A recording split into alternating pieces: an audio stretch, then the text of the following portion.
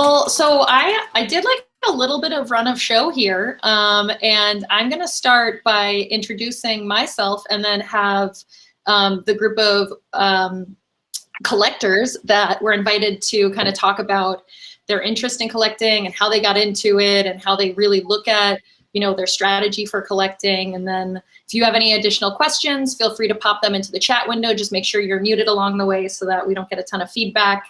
I did look at some of the questions that came in through the form, and so we'll make sure to address some of those. But there's a lot of stuff to cover. So I'm Katie. I lead our partnerships and marketing team. I was responsible with another woman for doing the first MBA contract, the first 2 years of the contract. And as the team's growing, we have a whole group on both sides that are participating. But a woman named Adrienne and I really kind of lead the relationship. So super proud to be part of this, really excited about all of your interest. And then I'm gonna let the panelists introduce themselves, and we'll talk about a whole bunch of stuff. But again, stay muted. You can raise your hand if you want. You can ask questions in the chat, but we'll cover a whole bunch of different stuff. Do you wanna start, Steph, just because you're up in my upper left? Wow, how are you gonna make me go first? Okay, it's fine. Yeah, my name is Steph. Started on Top Shot in October, and I had found out about it because of Cryptokitties.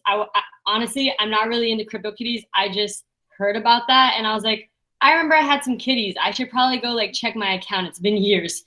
And then I was like, ooh, like Dapper is creating a new thing called Top Shot. This is interesting. And I put my email in, and then I think like a couple days later, they're like, we're opening up the beta. And I'm like, ooh, sweet. And I got in, and I was like, whoa, this is really interesting.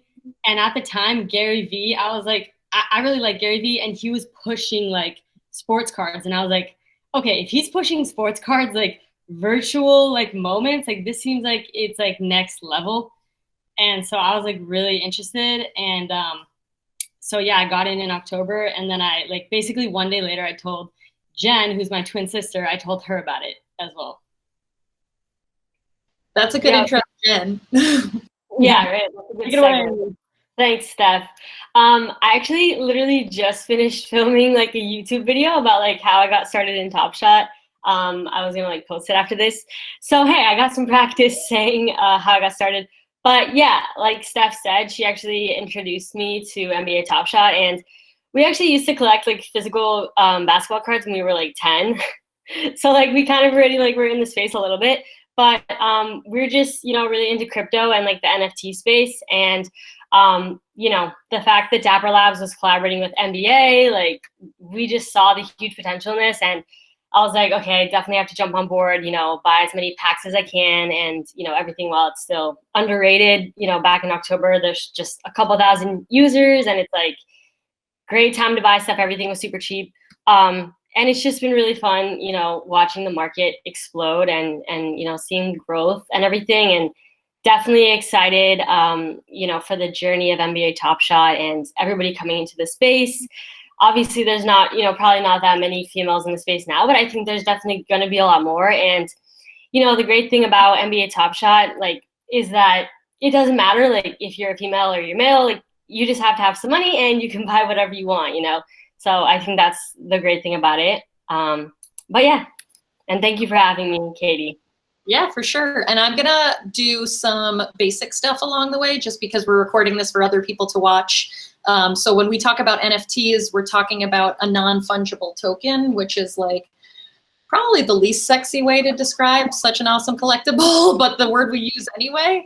And it really just means that it's not the same as, you know, another thing like it. So a dollar bill is fungible. If I give you a dollar bill and you give me a dollar bill, we have the exact same dollar bills. But if I give you a Lebron dunk and you give me a Lebron dunk, those two things could be very, very different. And so NFTs are just, that's just that term, and which is a great transition into Candy. Do you want to introduce yourself? Candy's an OG Cryptokitties participant. Hi, so I'm Candy. I am actually the community manager for Cryptokitties, and we'll be transitioning more full-time to help with Top Shot as well here starting in March. So that's pretty exciting stuff. I'm super hyped about it. I got into crypto actually back in January 2018 with Cryptokitties. So I've been in the space, and over the years started as just a collector and then became a community moderator, and I've been doing a lot of the Twitch streams and really kind of branching out into the various crypto communities. Not only because, I mean, there's like, it's a fountain of just like amazing knowledge out there, but helping, my background actually, I have a communication and a computer science degree. My communication emphasis was with more, gender and diversity awareness in different community spaces. So it's something that I've been working on bringing to many of the different experiences that I've been part of, and hopefully we'll be able to roll that out more with the Top Shot community as well, and having more transformative space. So that's what I've been doing. Cool, thanks. And then Russ, do you want to introduce yourself? You're like our special guest. Hey, what's up everybody? How are you? Thank you, Katie, for hosting this and meeting me. And my name is Roz Gold on Woode. I am a sports broadcaster. I cover a whole lot of basketball, NBA, WNBA, men's and women's college hoops, Olympics basketball. I played ball. I've been playing since I was 4. I went to Stanford. I played there. I played for the Nigerian national team. It's definitely been a passion point. I am so thankful that Top Shot didn't start with the, like MLB Top Shot, or else I might not have been on this call. But since it just merged my passion in basketball with my blossoming interest in crypto spaces. And from there, it took me to NFTs, which we've defined, and just perfectly merged with basketball, in some ways fantasy, in some ways an avid card community, certainly like almost feels like stock of these players, just the perfect like swirl of things all at once, with crypto and basketball around NBA Top Shot. It seems to make a lot of sense. And so I'm here humbly as like someone who's new in the space, someone who's active though, and increasingly finding my mind swirling with all the different possibilities, and like the evolution of how things are being like held in this world. And also, you were the first women that I have seen in this space. I've right? I literally have been sliding in the DMs and making a lot of great new friends, if you will, who have been giving a lot of great information, all dudes. So very excited to meet you ladies. Thank you. Yeah, and thank you all for joining. I think it's important for other women who want to join the space to be able to see that they're not alone in collecting and building great collections. So I'm just going to start level setting. I think probably most of the people who are joining here have a baseline, understanding of what NBA Top Shot is. But I'm going to start with just a little bit of an overview again, because we're recording, and then jump into some questions. Some of which I put together, some of which, again, came out of that questionnaire. So NBA Top Shot is really a first of its kind product where it's marrying all of the things that are great about physical card collecting with kind of the like excitement and the speculation of a stock market, and then the unbelievable action that happens on the court every night in NBA basketball, and hopefully soon in WNBA basketball. Working on that for sure. And so the idea is that if you smash all those things, I know every girls. But smashing those things together created something that was really special. It's something that is unique, that's timeless, that you can't accidentally make into a coaster for your coffee in the morning, something that you actually are a better investor if you know stuff about hoops, which is part of what made me so excited about it. And so it's a product where you can come in, you can buy things in packs, open those packs, and you get stuff that is variable, right? You might get the player and the play that you're looking for, you might not, and then you might have to go to a secondary marketplace where collectors are buying and selling with other collectors. And one of the things, again, that I find most exciting about the product is out of all of the big headlines we get, like, oh my God, what are we up to, like 70 million US dollars in marketplace transactions, 95% of that is captured by fans. So this is really a fan-powered product as well, and I think that is one of the things that is great to call out, that if you watch a basketball game and you see something great, that actually might give you an edge up on somebody else who missed that game or missed that player's performance or something. So those things are really exciting. And so I won't go deeper than that. Taking into consideration that this is a product that really is about collecting and putting together great collections, I wanted to start with everybody kind of going around the horn and talking about how do you decide what you're going to collect. And I don't know, Roz, do you want to start with that one? Sure, I will. Thank you, Katie. So for me, I started out, I didn't have strategy to begin. I eventually picked it up the more I spoke with others in the space. I had a few cards as a kid. I had WNBA cards, actually. I remember when the first W season started, and remember, I'm from New York, so going to the New York Liberty in '97, I want to say, it just felt really big. And I remember having cards and things like that. But I was never a collector. I was more of like just a hooper myself. So strategy, as far as like that side, I didn't pick up till a little bit later. But at first, and I still do this to this now, even as a slightly more savvy collector, I kept my eye on Series 1 would have impact. There's specific Series 1 things that stood out to me too, like the first season in Series 1, like especially in the bubble, there were some players who don't even have any moments from there because they didn't get to go to the bubble. Anything in the bubble, I think, period, is historically significant. So I even if they might not show value now, I think that later down the road that'll be meaningful. I've kept an eye on players who that I like and that I think, for instance, there's a Draymond Green legendary that was kind of hovering around in the bottoms of the price point in the marketplace to grab a legendary. This guy's going to be a Hall of Famer one day. So I thought that was undervalued and snatched that up. He also happens to be near and dear to my heart. I used to be the Warriors sideline reporter. And in fact, not so much strategy, but more, there's a joy in this too. Like, certainly I am trying to create a very valuable collection, but there's joy in it for me. I picked a game that I was at. So there was a play I remembered. I was there, and I snagged that one up. I don't care. I'll never give it away. It's special to me. I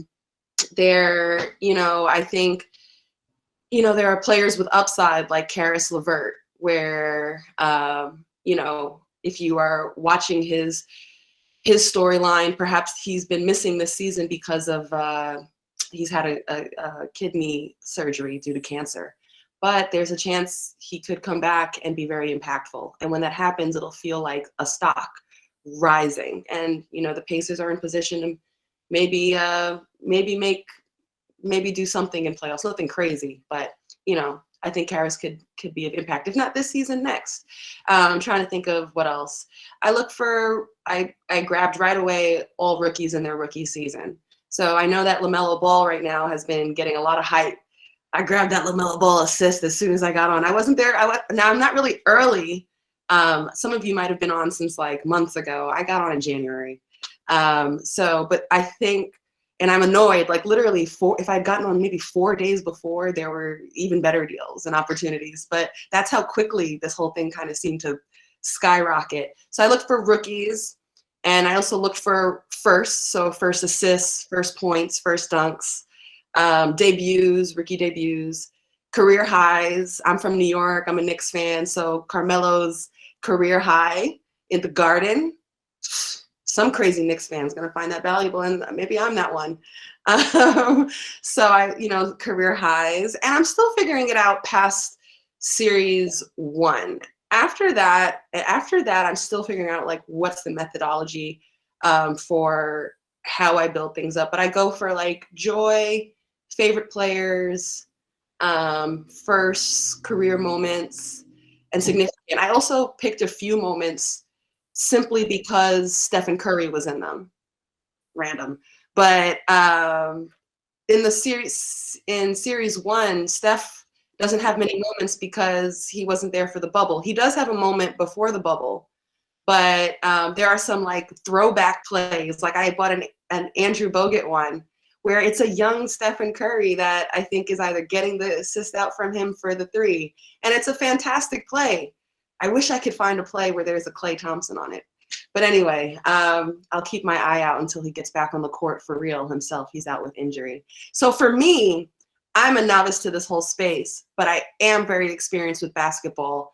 And so that knowledge is what I'm leaning on, and that joy is what I'm leaning on. I think it's a good thing to remember, too, that you are all early adopters. We have been live for like, I don't know, less than 4 months. So even though it seems like there's been such a huge growth, if you look at there being, you know, 1.6 billion NBA fans on the planet, like it's really early for this product. So I think it's important to keep in mind when you're like, oh, I don't know, like, am I a little too late on this? It's like, actually, you're ahead of the curve, and that's super awesome. I don't know who wants to follow that one. Candy, oh, good.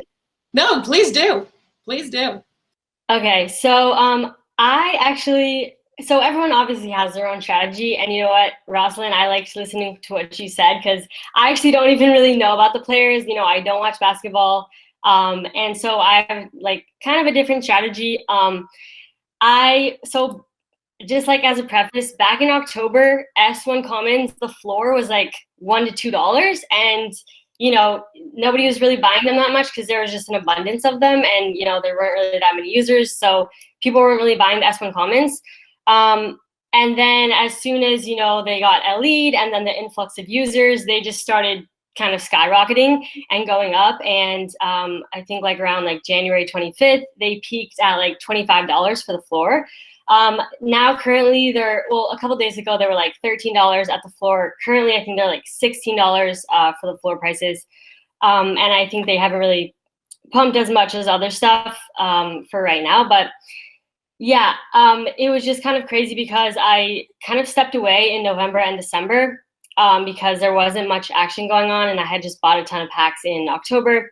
And so when I came back in January, because I got Katie's email that was like, guys, look at this chart. Look how many users we have right now. And I'm like, whoa, there's so much growth. Like, let me see what's happening. And I logged in and I was like, oh my gosh, the prices are crazy. Like, this is insane. I should probably like sell some stuff, you know, while we're at like a peak. And I ended up actually flipping a lot of my commons that I had gotten from base packs for like hundreds. I remember I bought a Chris Paul for $3, flipped it for like $150 when I came back, and it was just kind of crazy.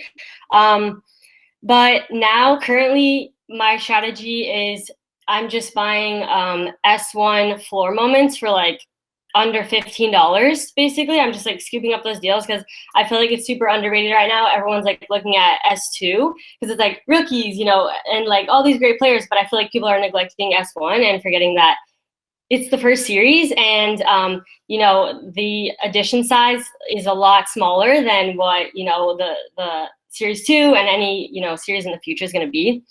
So I think that's pretty good. I think the like potential of Xing is more than for like, you know, buying more popular players, in my personal opinion. And I don't have that much capital, so like you know, $13 is like a good budget for me for moments. But I'm also looking at finding S1 commons 2-digit serial numbers under $100, because you could actually still find 2-digit serials for under 100 S1 commons, and like that's like, I definitely think that it's going to be hard to find, especially when the like card collectors start coming in and they like serial numbers and they're going to want to like collect the 2-digit serials and all that.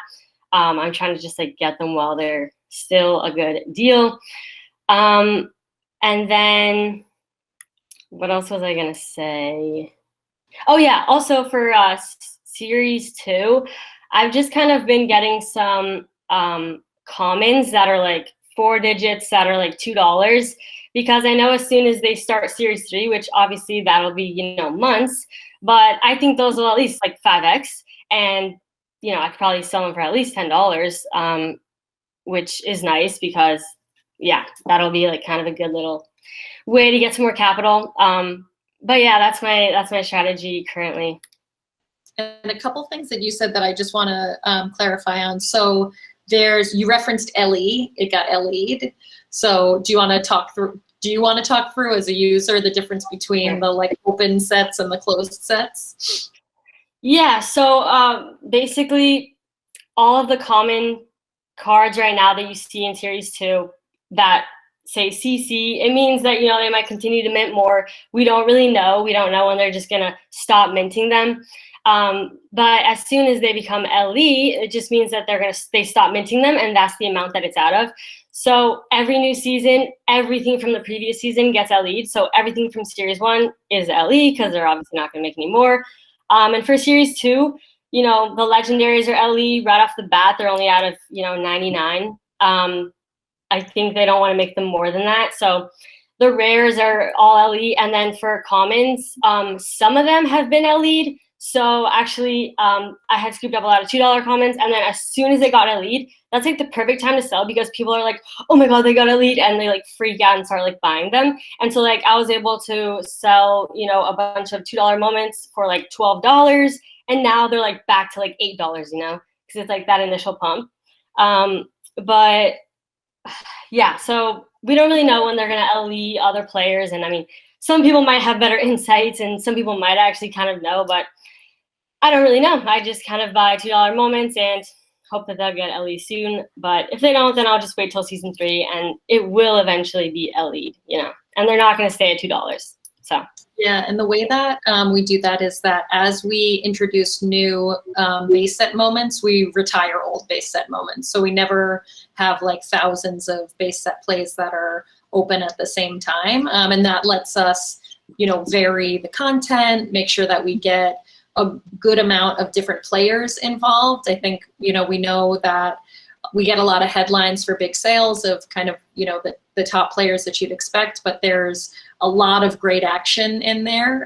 There are lots of players who aren't always recognized in that way, and their play isn't always recognized in that way. And we like the fact that we can show kind of a whole breadth of the, constituency of NBA players and the things they do. We hope at some point we can have every player represented. That's kind of the goal. It would be amazing to even have some of the players who may only play a few games a season, but really contribute to their teams and show those contributions as well. Candy, I don't know if you can talk about, collecting strategy anymore. Our employees have been asked not to sell or buy packs so that we can make sure that everything goes to the marketplace. We used to participate as well. I miss those days of frantically refreshing at the same time you guys do. I don't know if you want to talk about your previous strategy or other NFTs you've collected. Absolutely. And I will say that I am a very, I think, interesting case because I started NBA Top Shot way back in the closed beta. I think I was one of the first maybe 15 people in the server. So even before there was a website, I was, around because of my involvement in Cryptokitties, but I was not a Dapper employee at that time. I didn't even officially join the Cryptokitties team until October. So I have had a lot of time as simply a community member and a collector, even, before all of the, employment additions happened, for the changes. So my approach to collecting, like, I love opening packs. They're like super fun. And I would say like, that's kind of been my case with everything, even historically, like Gods Unchained is kind of like a Magic the Gathering, but for blockchain. And like opening those packs are crazy too. So now we have the Top Shot packs, and like it's awesome to, just have the surprise of like what's going to be in here, And my strategy was like, I didn't have a really large budget to, play with. So I was like, let me buy the packs that I'm able to, which were largely the base and the metallic gold packs, but then, so the rare and the commons. And on occasion, I could also buy the legendary packs too. So the cosmics, the hollows, and some of those, the finals moments. And strategically, what I've been really interested in, because I'm definitely not as knowledgeable about basketball as a sport. Like if it was NFL, I'd be totally like, I know the things, but learning about basketball for sure. So what my strategy has been is actually to complete sets. So the Series 1 common set, I have a full set of those. And unlike, I think, some collection strategies where people want to hold a whole bunch of the same moment, and that way, you can keep them for later, I was always like, well, I have one. So any of the duplicates, like I'll buy a bunch of packs and I'll sell all the duplicates, whenever I have them, because I don't need duplicates. Like I'm one person, so I was like, I'll just keep those. So my approach was generally that I would keep the lowest serial number, or if it was a jersey number, I would keep that and post literally all of my moments as we went along. So as Jennifer had mentioned, back in October, the Series 1 Commons, were at $1, $2, and I sold a bunch of moments, at the $1, $2 mark, just because I was like, well, like it'll give other collectors the opportunity to either, get in and increase their collections, or, snag those, then, do the flipping, because that's a big thing with a lot of collectibles and crypto in general, is being able to buy and flip and kind of make those profits and then reinvest and gain more. So that's something that I've really been, over the course of, the last 6 months or so, really excited to see. I've completed, looking at this, it looks like 14 completed sets. So mostly Series 1. I'd buy a bunch of packs, and whatever I could not get in a pack, I'd end up purchasing from the marketplace, looking at the moments that were available and try to get the lowest serial number that was available within, a certain price range, because I'm not going to try to pay like a whole bunch to get a number one, but, maybe the top 100 or the top 50, if it's not too much of a difference between that and the floor price, those were what I was going for. And then a lot of the bigger moments, like the legendaries, those would be the ones that I would buy, and I'd end up flipping those to get in more at the rare and the common moment level. So that has always been my approach. But if you look at my collection, I don't have a lot of duplicates, because I was like, oh, I only need one of these. And so it's been cool to see other people be able to kind of increase their collections in that way as well. I'm glad you brought up that set piece, because I think when we first launched Top Shot, we had more packs than we had users. And we're going to do crazy stuff. We have all of these Eastern and Western Conference Finals packs from last season that we committed to burning because we didn't sell them. And now that seems like a crazy thing to do, but that's, how we were saying, well, we're going to mint a bunch of stuff and we're going to have to burn it later because we want to make sure that we keep scarcity.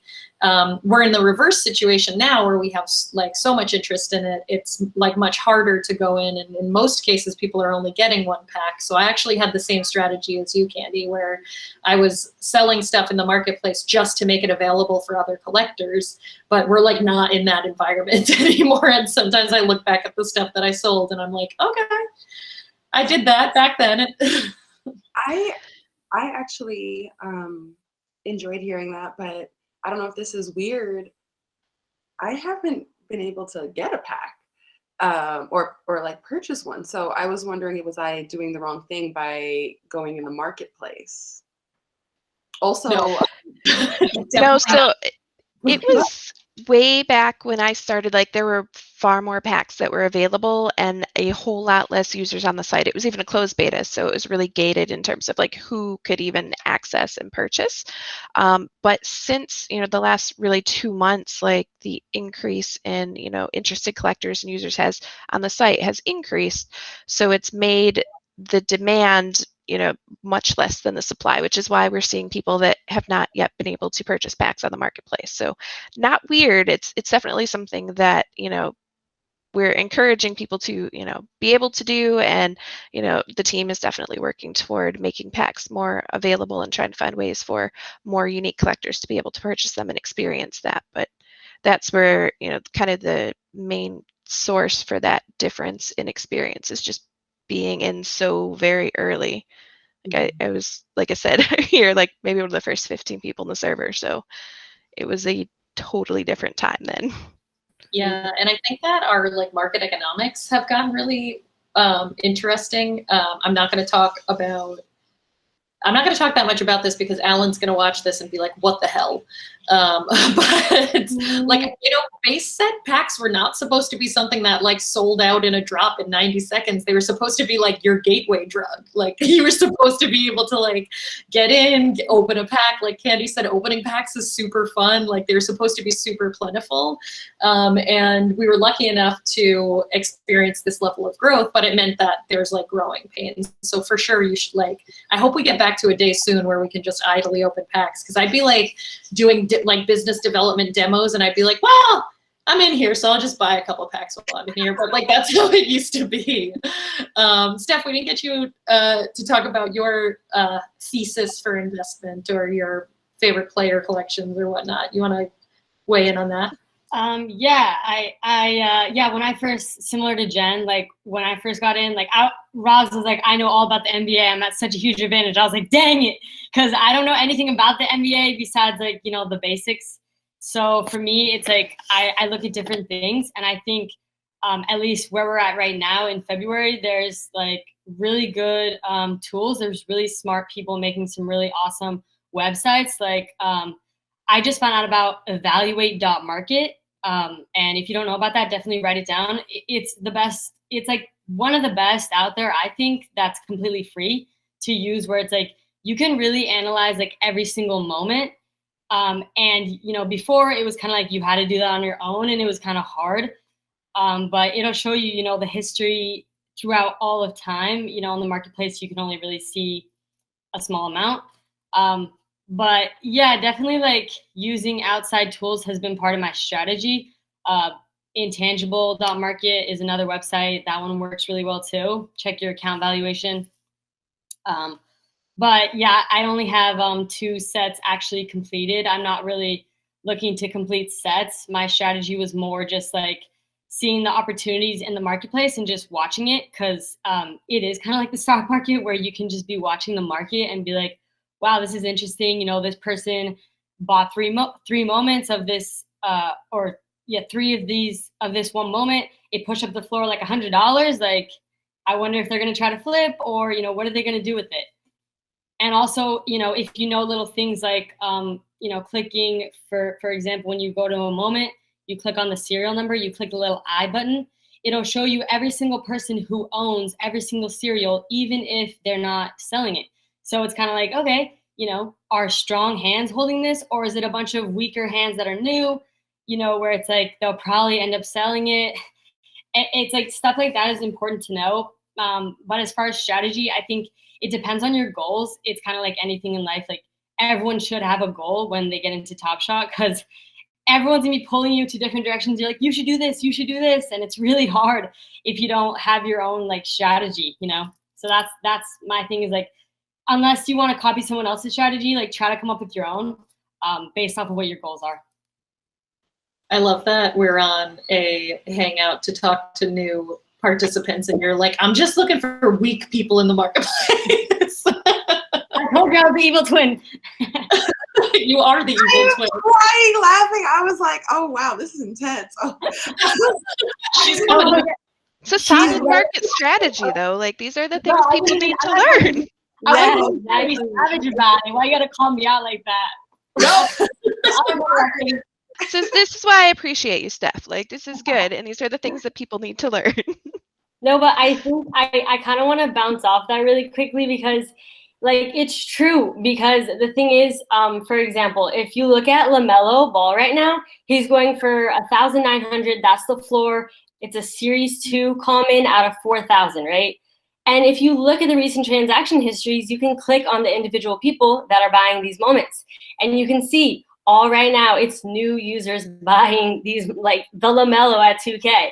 And if you go over to Lebron, you look at his S1 common out of 3,113, it's going for the same price. You're trying to tell me that LaMelo is worth the same as LeBron. And by the way, LeBron is out of less. And, you know, he's a better play. He's been around for so long, and it's also Series 1. So all these new users, they're just like, personally, I feel like they're like, oh, the new players, like the rookies, and they're like, oh, let me leap over here because everyone's like buying them. But really, it's just like the new users are buying them. They're really overpriced, in my opinion, personally. But I feel like people are missing all the other deals like that are happening right now, like all the great finds you can find. And I think that's why Steph was saying strong hands, weak hands. Like, look at who's holding them. You know, is it strong hands holding? Is it weak hands holding? If there's a lot of strong hands holding a moment, then you know that the value is only going to go up because they're not going to sell, you know, whenever they actually want to keep that moment. And, you know, a lot of the like S1 rares and legendaries, if you look at who's holding, you can click on the accounts too, see when they joined, you know, look up their portfolio value. But a lot of them, like, they're just strong hands, like holding, and they're like hoarding all these moments too. But yeah, so just like to bounce off what Steph said there. You check on strong hands versus weak hands by you like can click and see what their account is holding and when they got there, basically. Yeah, when you click on account, you can see the exact month that they started, month and year. Okay, and I'll just play. Evaluate market. I'll just play. No, this is in Top Shot. In Top Shot. Okay. And I'll just play devil's advocate right here, just to help have fun here with strategy, right? So, what you call it?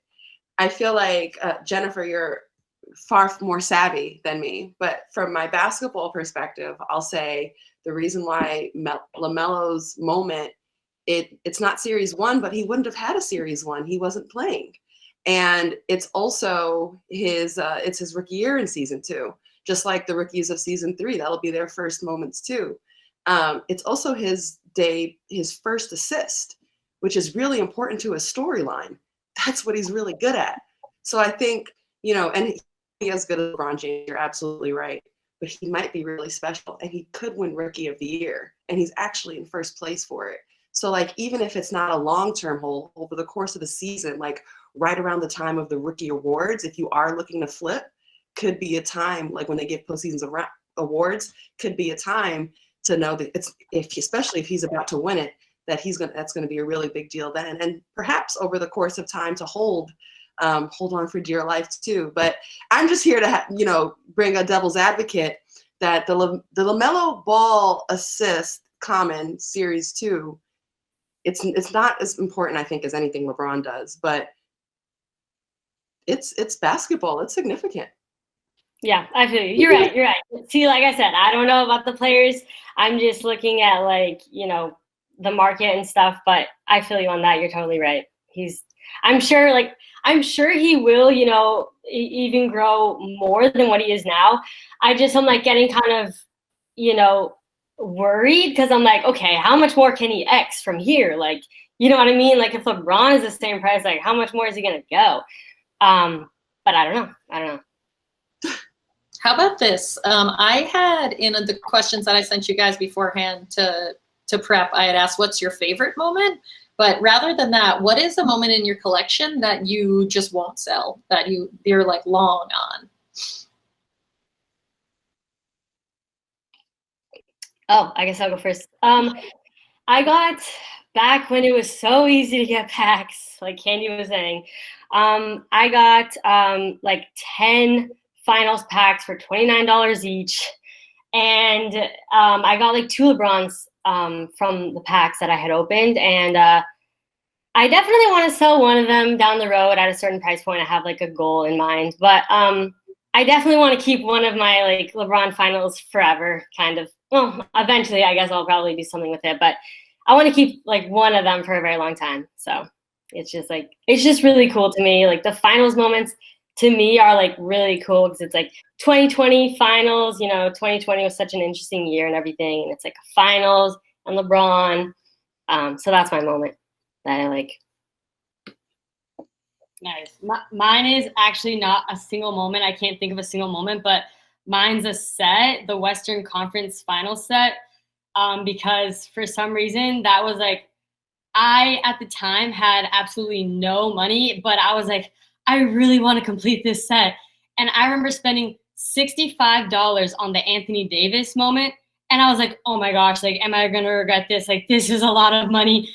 Because it was like, that was a lot at the time. It was like $65, you know? And I was like, you know what? I gotta do it. And that was like the last missing puzzle piece. And I went for it. And obviously it paid off. It's going for like thousands now, but I'm never gonna sell a complete set of my Western because I always wanna have like one. But I do have some dupes, but I always wanna have just one of that because that's like a really special, it's like sentimental for me. I mean, the 2020 season for sure was weird. Like that was even looking back on it, like from here, it's like, how weird was that? So I can't imagine 5 years from now, like what is that stuff going to look like? Yeah. Who's up next? Candy? Okay, go ahead. I don't know that I have like a moment specifically that I'm super attached to, but I mean, I've definitely been holding on to the ones that I've been able to complete the sets for. I have, looking at my collection, 5 #1 cereals, which is an absurd amount. That's I have a #1 Rui rookie debut.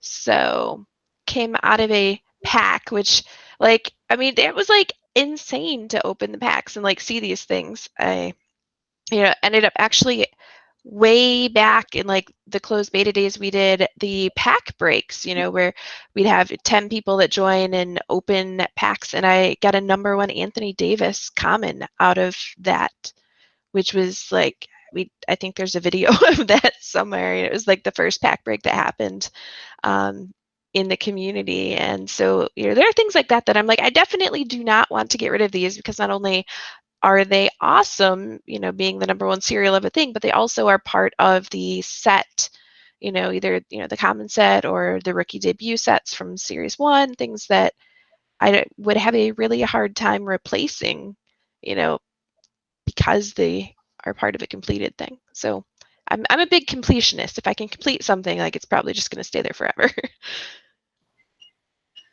My one was going to be my Rui Cosmic, because I feel like he's going to have an amazing career, and being the first Japanese basketball player is like a huge milestone for even just like that country to send talent our way. And so I like #1 rookie is like, I can't even imagine owning that. Roz, which one is yours? Wow. Listening to you guys, like, and that's an interesting point too, like, especially as more like serious collectors come, international players that are the best from their country, maybe Leandro Barbosa from Brazil, I think he's in a throwback set, or Andrew Bogut, Australia. I should probably go check on Barbosa. Or Steve Nash, esteemed coach and Canadian.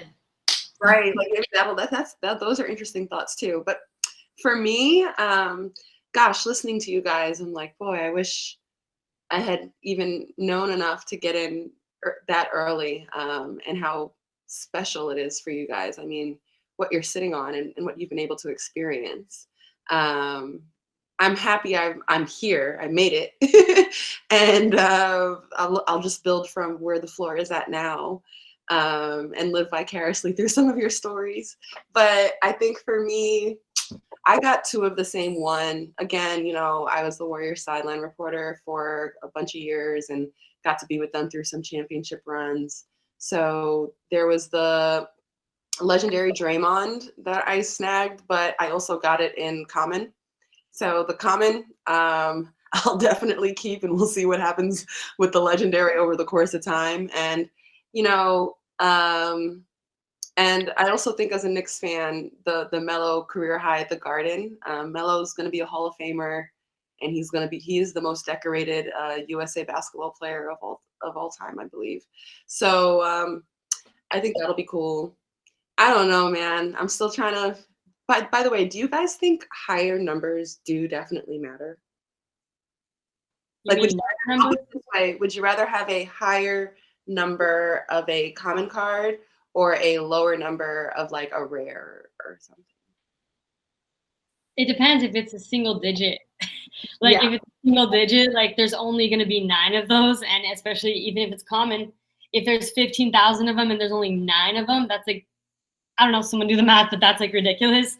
But I love rares. I mean, because it's like rares, if they're gonna be creating, and maybe Katie will touch on this, but if they're gonna be creating a level in between common and rare, that's gonna push the value of rare up even more.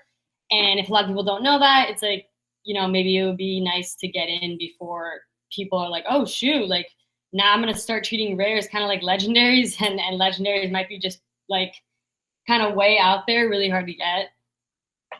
Yeah. This is how rumors get started. What are you, market making here? I don't know anything about your tier. What do you know? I feel like Steph and Jennifer have like got all the juice over here. I don't know anything. I don't know anything. We don't know anything. We don't know anything. Wait, are we not supposed to know that? I don't know anything about it. Doesn't make it not a thing, but We just read a lot of stuff. We just read a lot. We Discord a lot, and What some Discords are you in? What Discords are you guys in? the official NBA Top Shot Discord. That's We're it? in some other ones too. We're in some other ones too. I will say that in the official Top Shot Discord, there are things that happen in the announcements or the site status issues, the stress tester channels. Those are like super official.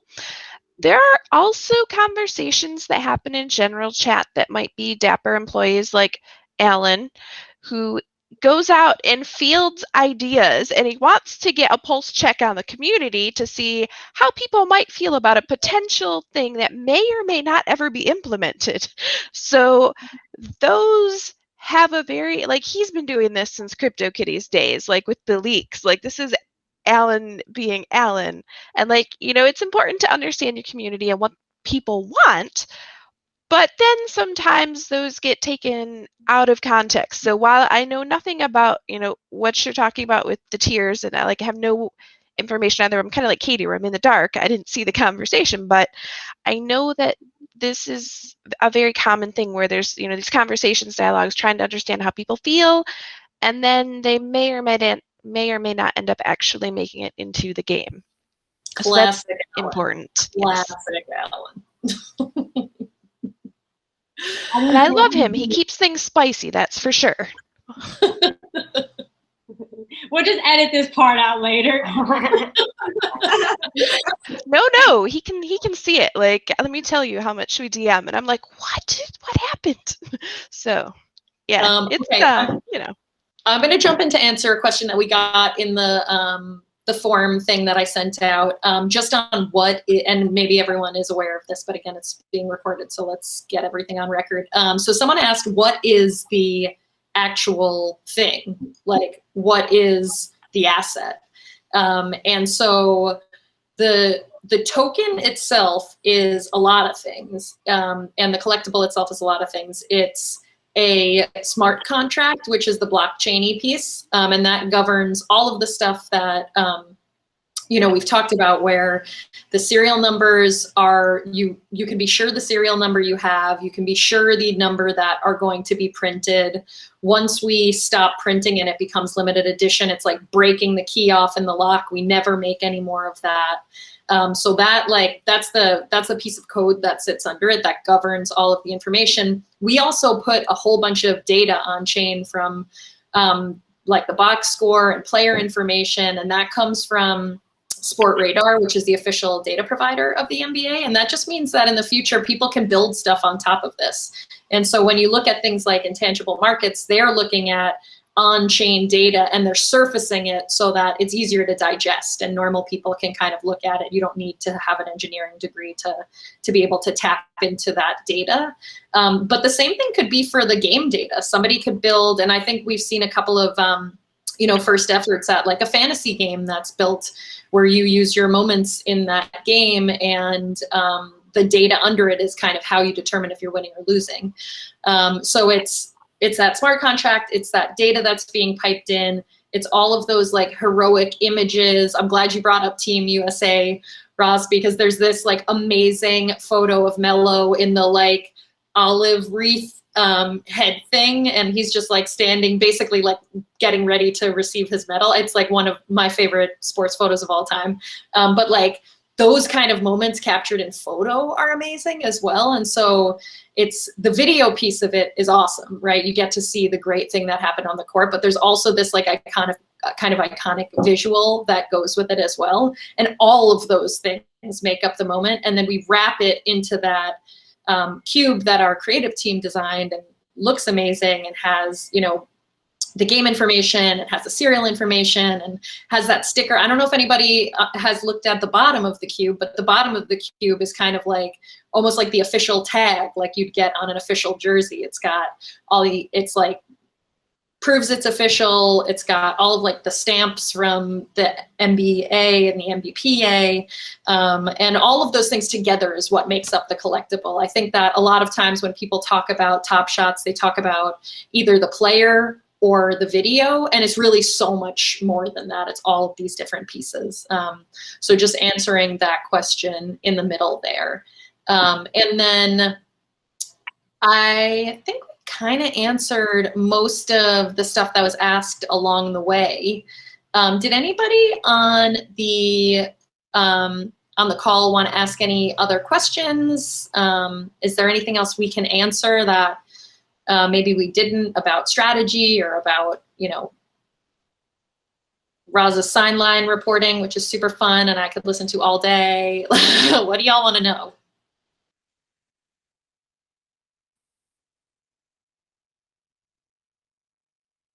Looks like in the chat we actually had a question from Jennifer that was addressed to Roz earlier, looking at jersey numbers versus the number ones, like which one?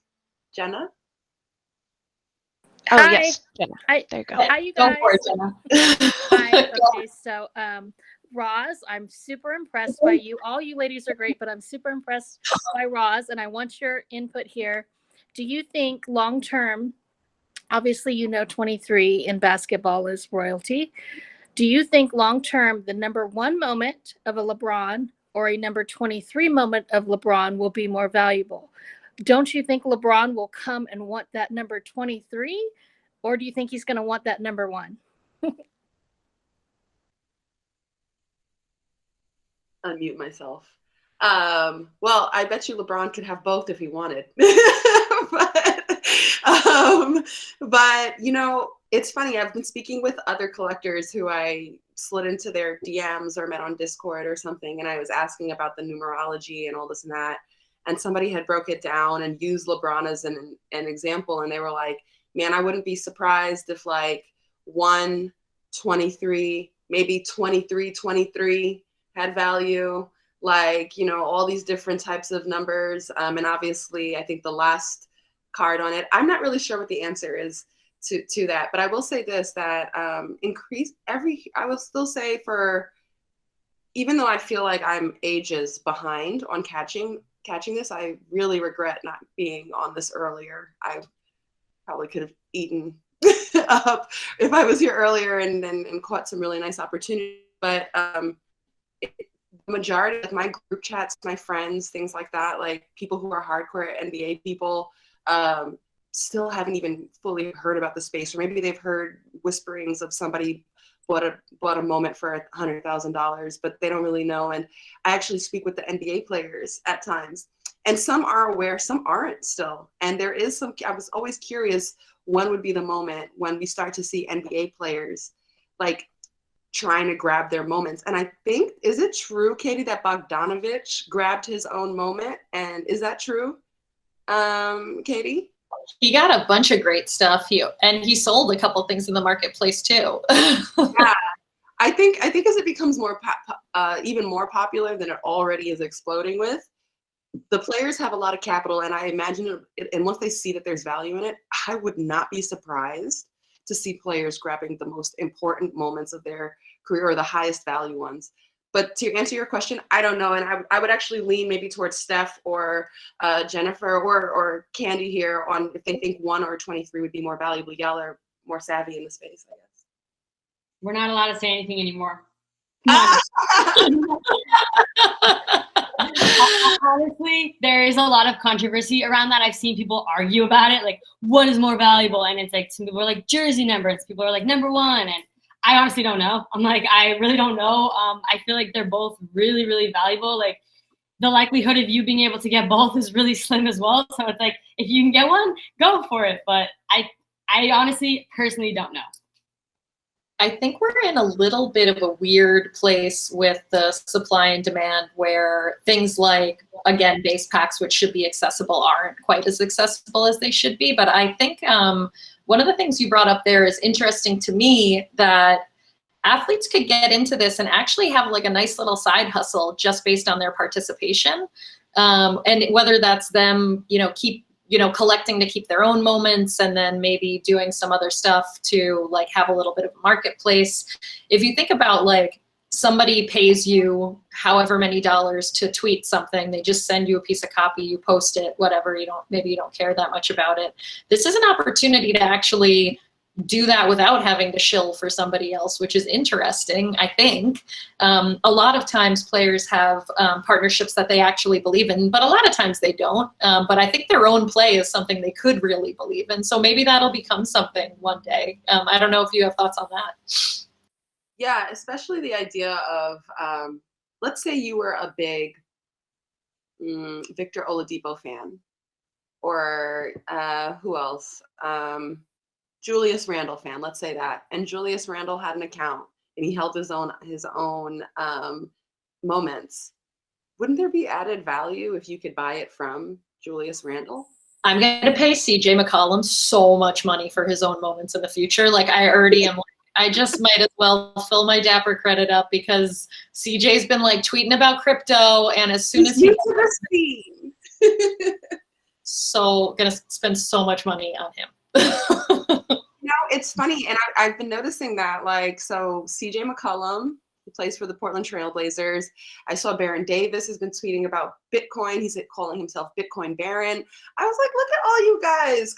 I think the big thing is you cannot avoid the fact, forget about NFTs, but you cannot ignore the fact that Bitcoin is at 50,000 plus. So it's like, I think guys are just like, geez, I have to pay attention. And I know that CJ McCollum, to Katie's point, was on Twitter because his Coinbase account wouldn't be verified for a bigger amount of money movement, which he, can handle given his salary.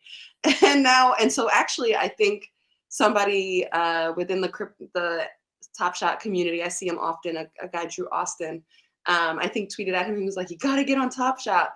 And I'll check in with CJ, and if I'm sure he would love. He's super, like, just fun and open. If you guys aren't already talking, but I will sell him one of my moments of him at a very low cost, as long as he'll sell it back to me, so I can be like, I bought a moment from CJ McCollum of CJ McCollum.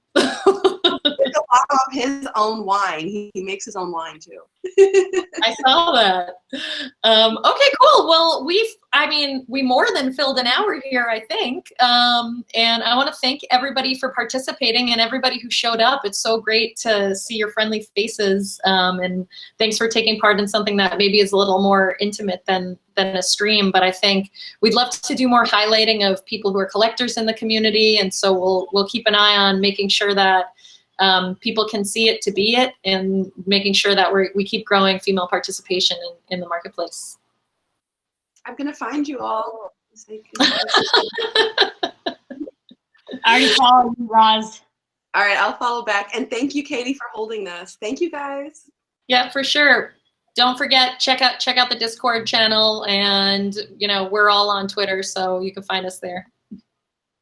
Thank you so much, Katie, for hosting this. Thank you so much, Katie. This was awesome. Bye. Thank you. This was awesome. Thank you.